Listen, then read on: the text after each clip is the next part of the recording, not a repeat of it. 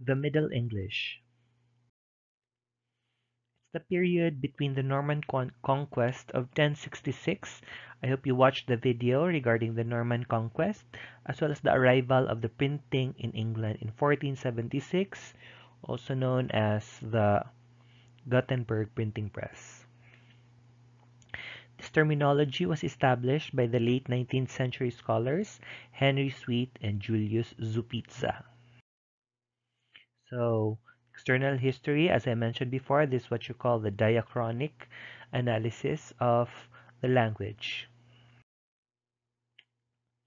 During this time, there were three languages mainly used in Britain. These were French. Okay, so let's first talk about French. It was the language of the nobilities and the government. This was due to the victory of William the Conqueror over the Anglo-Saxons. So he brought with him the Norman French to Great Britain. Next is Latin. It's the language of religion, literature, and official records. But eventually, the language of literature and official records was transferred to French with the rise of Norman French in the 13th century, which is also called as Anglo-Norman. Latin was used in the Domesday Book. So William the Conqueror had this book writing all the properties they had, like the buildings, the livestock in their country, how many people lived in their country. So it was all written in the Domesday Book as well as the Magna Carta.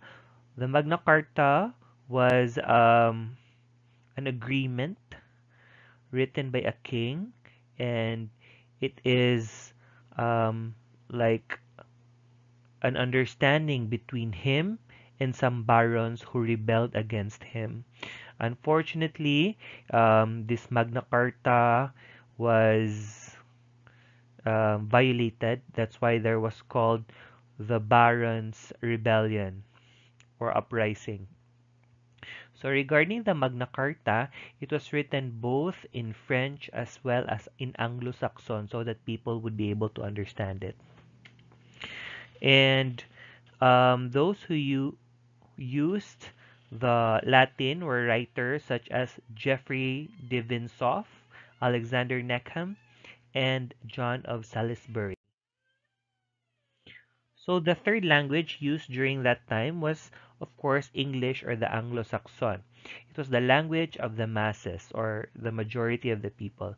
So there were three major languages, the French, the Latin, as well as the Anglo-Saxon or English.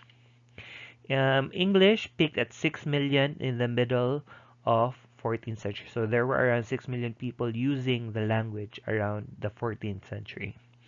Norman nobilities even used English by the beginning of 12th century. This change was encouraged by the loss of the Normandy in 1204. If you remember, the Normans started to go to other places as shown in the video. They went to Turkey, Istanbul, something like that. So that's why they started to lose power in Great Britain. Thus, the French who were left there had to study the English language. Spoken Old English consisted of a range of different varieties, strongly affected especially in the north and east of England, and by the Norse dialects of Viking settlers. The late West Saxon, if you remember that this was the standardized English which was forwarded by Alfred the Great sometime in the 9th century, and it was used in southwest England, had achieved the prestige associated with standard languages and was copied in various scriptoria, largely monastic outside its area of origin. The Norman conquest, however, because there was a power that came into Great Britain, which was stronger, that's why they were conquered, thus the name William the Conqueror. So the Norman conquest ended the prestige of the late West Saxon, and although texts continued to be copied in the standardized language, which is the West Saxon, for some time after 1066, dialectal variation and linguistic changes began to spread from the spoken to the written mode. The resulting language, wherein there's already much influence of the French, this is what we call now as the Middle English. So the Norman French was highly affected the English language. The earliest surviving example of which is probably the final continuation of the Peterborough Chronicle. So the Peterborough Chronicle, it's like a yearbook. It's where monastic people would write what are the major events that happened in a year in Great Britain. It started in Old England, unfortunately, as mentioned here, around 1066. That was the last time that there was a copy of the Peterborough Chronicle. Okay, so English became widely used in the written mode as the Middle Age progressed. And function, however, is parochial, just like in primary education. So it did not quite have that much value or significance compared to, let's say, the French or the Latin. Yes, it was being used, however, it was not of great significance. But people were already starting to get literate during that time. That's why, because it is not that super significant during that time, national language was still in Latin and French. Thus, there was no need of standard English, which led to variations in the language associated with speech. So that's why the speech, even during that time, had many varieties. Only in the 15th century, with the rise of London English as a prestigious written language associated with the power and functions of the capital city, that a new standard written English emerged. And it is around 15th century where we would talk later on about early modern English. So what's so significant about London? During this time, they have already become the capital of Great Britain. During the previous years, they were able to ward off the French invaders from their country, from the capital. Also, people from different places started to migrate to London, and then they've been doing so much trade outside their place. That's why they were getting rich and prominent, and thus the rise of the Anglo-Saxons or the English people living there in London. Although there were variations that remained until the 16th century, the printers or the printing press provided eventually the norms of for private use eventually of the English language. So let's now go to the synchronic analysis of the English language during the Middle Ages. So a great deal of Middle English writing in the contemporary manuscripts have survived.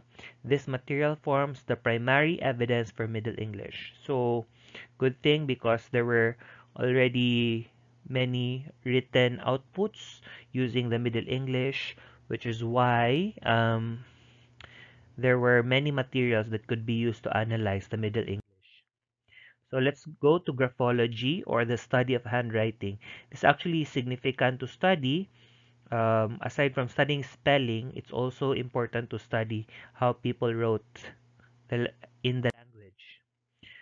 Because handwriting styles differ during this time, and Old English insular script was replaced by continental style.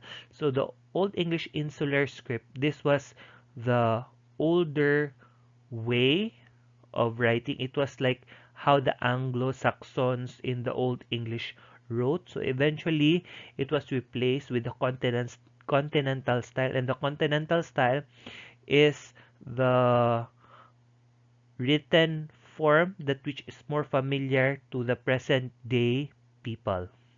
So the letters that we are using right now, that is the continental style. So Latin texts began to be adopted when writing English. Okay. And cursive handwriting developed as a practical response to increasing literacy in both Latin and the vernacular. So this is when people started to write in cursive because um, There were more educated people now, more literate people now, both in Latin and the vernacular. And I think it's easier also to write in cursive because your written output just flows because it is in cursive. So the Middle English alphabet was almost identical with that of the present day English. So this is what I mentioned, that this is the continental style now that we are more familiar with.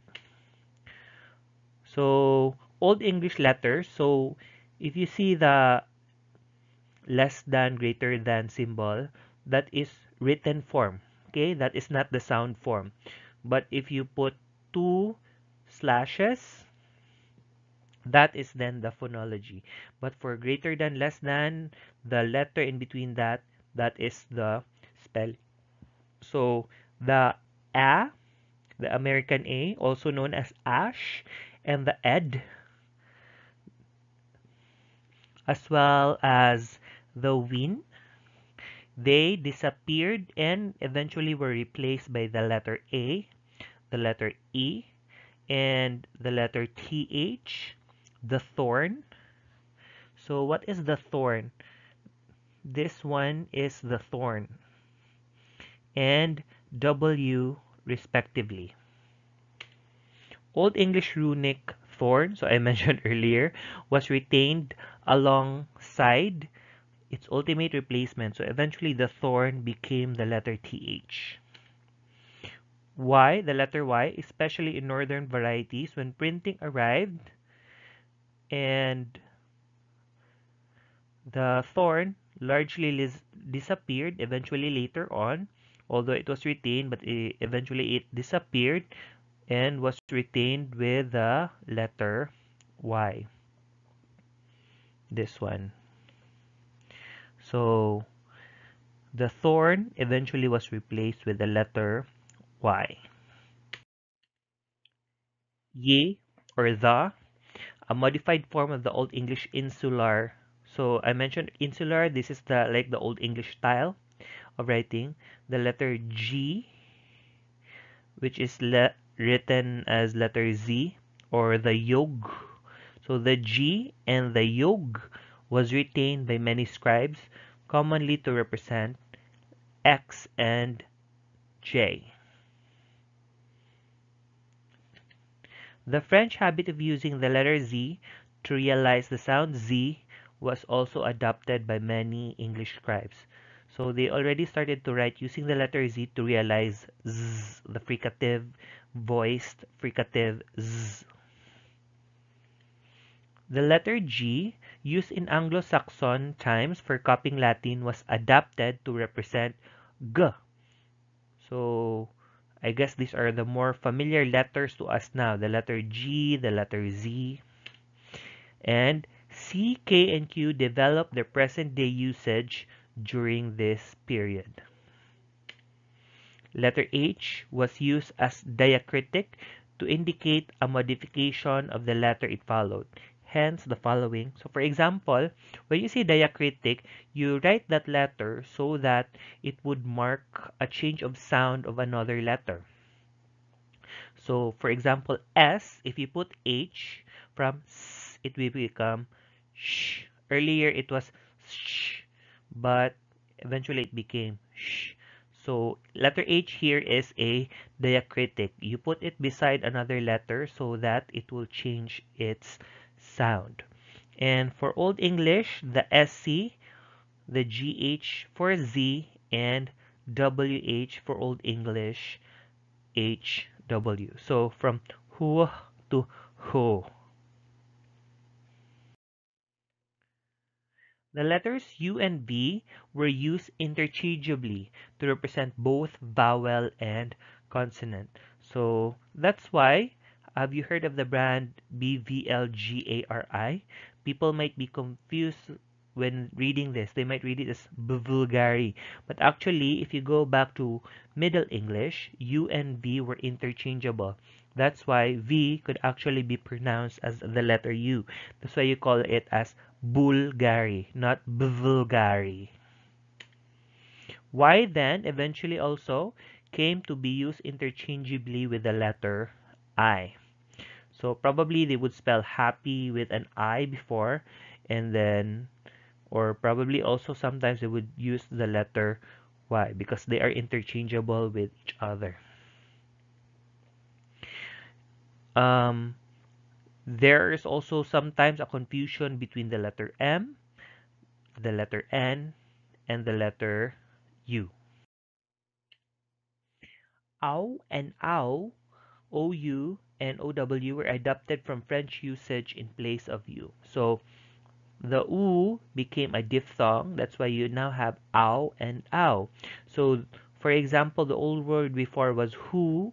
Old English was who and brun. So, since they adapted the French usage, it now became how and brown.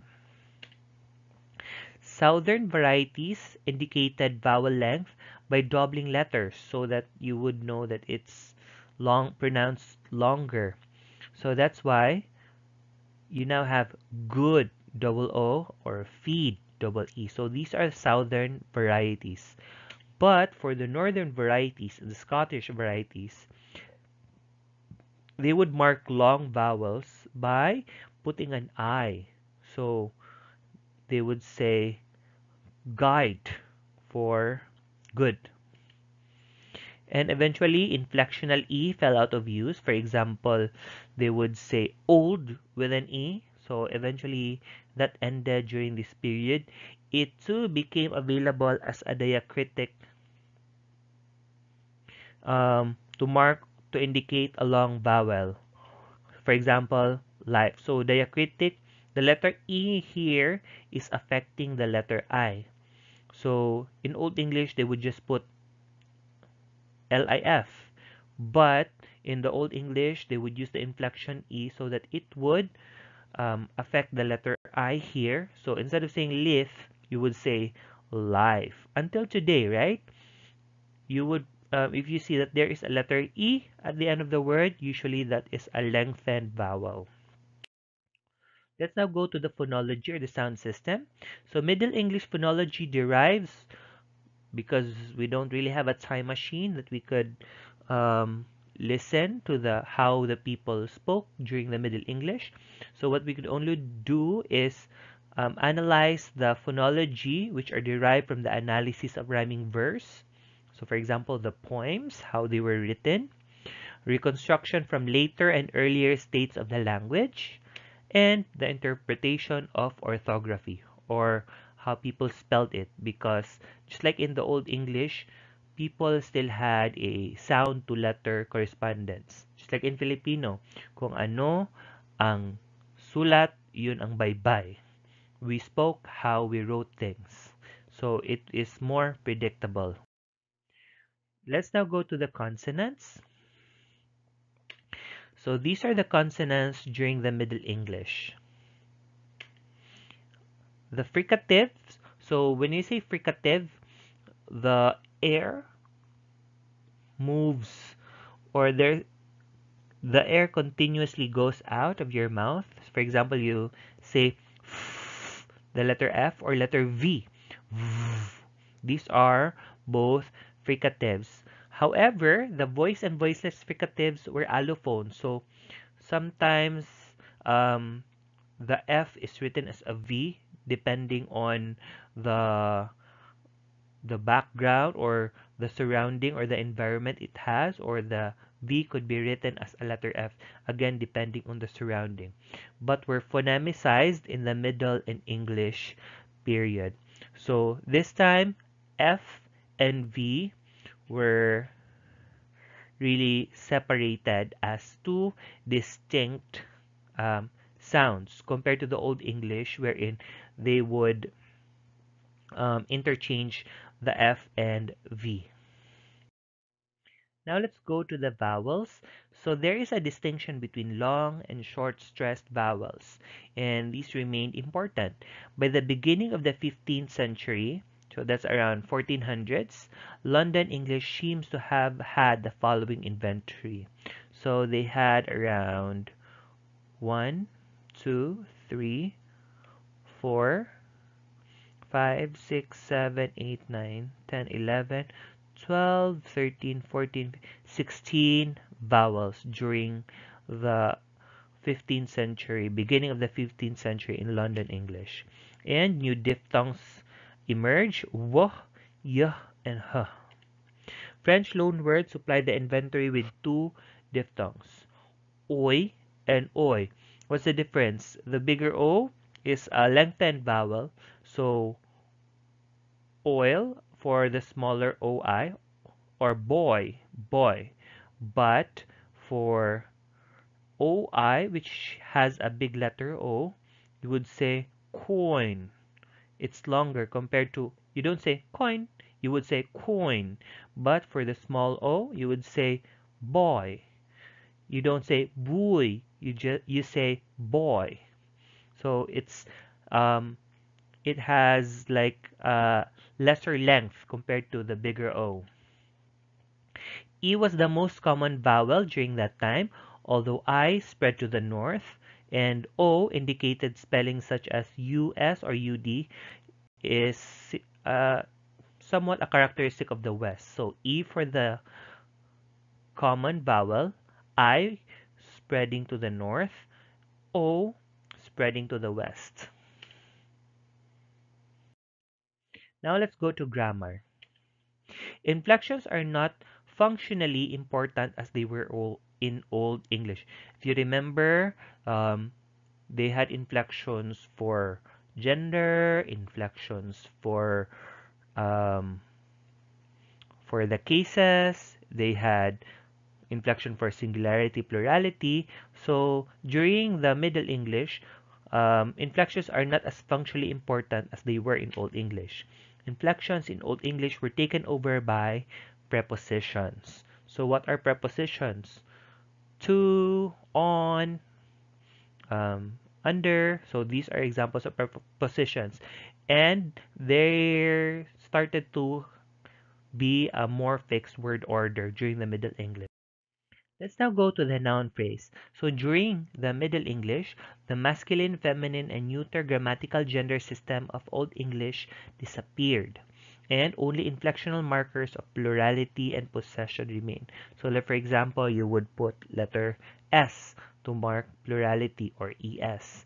So Middle English had in general the modern pattern, that is the simple addition of S or ES for possession or plurality, although there were rather more relics of the mice or children type, the nouns that do not really follow the pattern of S or ES, like for example, deer or goose. So these are um, relics of the Old English. There were still plenty of those types of um, plurality during the Middle English, which are lesser now in the present day English. The forms in S are derived from Old English strongly masculine paradigm, because yeah, we could imagine that the Old English time, Britain was occupied by Angles, Saxon, Jutes, and I believe that they are very patriarchal society. That's why it would also reflect in their language to be very masculine. So the adding of S is actually a masculine feature of the language, and it is um, a heritage from the Old English.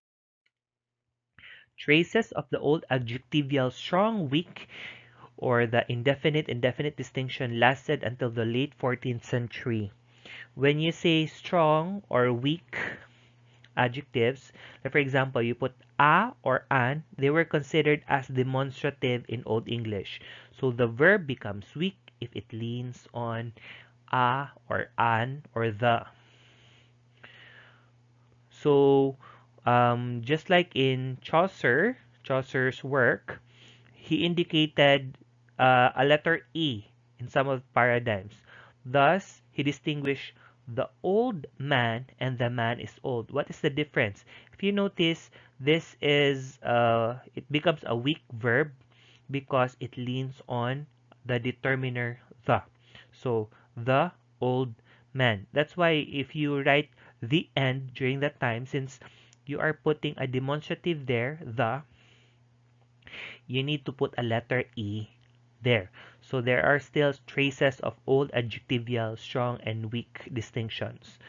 But if it's not leaning on a determiner, like a demonstrative like the, a, or an, for example, the man is old, there is no need for a letter E. Hope you get that. However, the system had died out everywhere by the beginning of the 15th century, and E was subsequently used as the diacritic of length alone. So that was, you put E before if it's a weak verb. So that was before the 15th century. But starting the 15th century, it started to die out. They only put E afterwards if you want to lengthen certain vowels. So for example, you would say mice. You would put E at the end so that it will become mice. So probably in Old English, it's MIC. But if you put E now in Middle English, it becomes longer. It becomes mice. The present day system, the, this, that, these, and those gradually emerged. So these are what we call as demonstrative pronouns. Also, it was this time that an appeared. The determiner an, derived from Old English one, an meaning one. So let's now go to the verb phrase. Verb inflections, although reduced and reorganized, were retained to mark agreement between subject and predicate. So complex verb phrases arose in place of some Old English simple verb phrases. Old English distinguished between abundant, preterite, plural indicative, and bunden may have and bunden, which is translated in the present as may have bound, and this is used for preterite plural subjunctive. So what is preterite? So from the prefix pre, so this happened in the past. But what's the difference between indicative and subjunctive? So when we say indicative, it's a clear statement, while subjunctive, it's more of wishful thinking. Um, it may not have happened, something like that. So if you notice, bundan for bound, it's quite sure that it happened. It's a clear statement. Compared to may have bound using bunden, so it's subjunctive. It may not have happened. So wishful thinking, a possibility. So that's why complex verb phrases arose in place of some Old English simple verb phrases. Next, shall and will were increasingly used as auxiliary verb. I shall do it, indicating future time rather than as a lexical verb, signaling obligation and volition respectively. So now it's being used for future events. I shall do it tomorrow. I will do it tomorrow. So it's now used as an auxiliary verb to mark a future event. Because before, it was only bound, shall and will were only bound to obligation and volition. For example, you will say, you shall do it, or you will do it. So there's an obligation for you to do an action or a volition.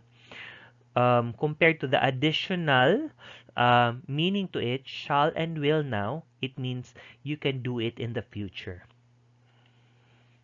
A complex verb phrase with do emerged in affirmative declarative construction. She did eat. It doth illuminate.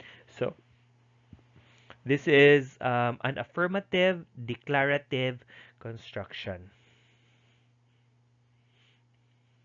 Next, development of phrasal verbs such as put up and stand by. So verb phrase, there's a verb and then you add another word to it and it becomes a verb phrase. So for example, put up, stand by, and an extension of the use of the impersonal verbs. So it was during this time that impersonal verbs appeared, such as me thinketh. Me thinketh.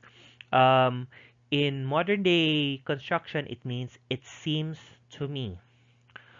Or for example, you would say, it is raining. What is impersonal verb? Impersonal verb is when there is no clear reference of a certain word. For example, you say, it seems to me. What does it refer to?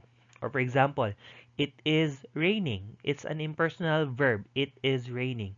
What do you refer to when you say it? Do you mean the clouds? The sky? There, that's why it's called an impersonal verb. So it was when during the Middle Ages that this particular form emerged. Let's now go to word order. So there was a notable extension in the Middle English of the subject verb object sequence. So subject verb object was becoming more prominent during the Middle English. And actually the language we're using right now in English, it really uses subject verb object. For example, I would say I bought a laptop. I is subject, bought is the verb, laptop is the object. Because before in Old English, they would have sequences like adverb, verb, subject, object. For example, I would say, happily bought I the laptop, something like that. Or subject, object, verb. I, the laptop, bought. Because if you remember, you could actually change sequences of word orders as long as you know what is the um, subject and what is the predicate, or the nominative case and the accusative case. Next, let's go to lexicon, or the words in the language. So during the Middle English, they had borrowings from the Norse. So most Norse loans express very common concept like bag, bull, egg, root, ugly, wing. Um, Next, basic features are the third person plural pronouns. So it was through the Norse that introduced they, their, and them. In Old English, they were written as he, hera, and him. They also had Latin loans, largely as learned words carried over in the translation of Latin text. Because if you remember, the Catholic Church had a lot of like translation being done from the Latin text to an interglossal or a direct translation to the Old English language. So that's why, because of translation, there were many Latin words which were also borrowed to the English language. The great wave of Latin borrowings into English took place from 15th century onward with the rise of humanism, and this is therefore the feature of early modern English. So aside from French, Latin also had a great impact on Middle English. So now let's go to the French loans, because if you remember, I mentioned that the mark of the Middle English was during the Norman conquest. So it's no wonder that there would be many French words introduced into the Middle English. So before the 13th century, borrowing was few and restricted to terms related to government, because if you remember from 1100 to 11th to 13th century, that was when the Normans were very powerful. They dominated Great Britain. So that's why um, they had to keep the language to the elites, and it only referred to government terminologies like justice, obedience, mastery, prison service. But it was also during the 13th century, the end of 13th century, that they started to disperse, they started to become weakened, so they had to merge with the masses, which is why from the beginning of the 13th century to the end of the Middle English period, the French words entered the English lexicon in large numbers. If you remember, Anglo-French, Anglo-Norman. As contact with Normandy was lost, Central French, not Anglo-Norman, became the main source of these words. Because during this time, France was becoming a center of knowledge, of quest for discovery. That's why they became like a great source of new knowledge and new words. This surge was socially driven, although the higher social classes did not speak French as their mother tongue by this time. French retained its social cachet. In fact, until today, if you hear the word French words compared to like let's say normal English words, there is like a high style or a high feeling um, attached to it. Let's say you would say the word commence, compare it to the word begin. There is like a high prestige that you would attach to the word commence over begin. You don't say beginning exercise, you would say commencement exercise. Also, it was the French um, who introduced to the English language words related to food. Because for the Anglo-Saxon, their words related to food were the the uncooked the uncooked animal or the uh, not yet prepared food.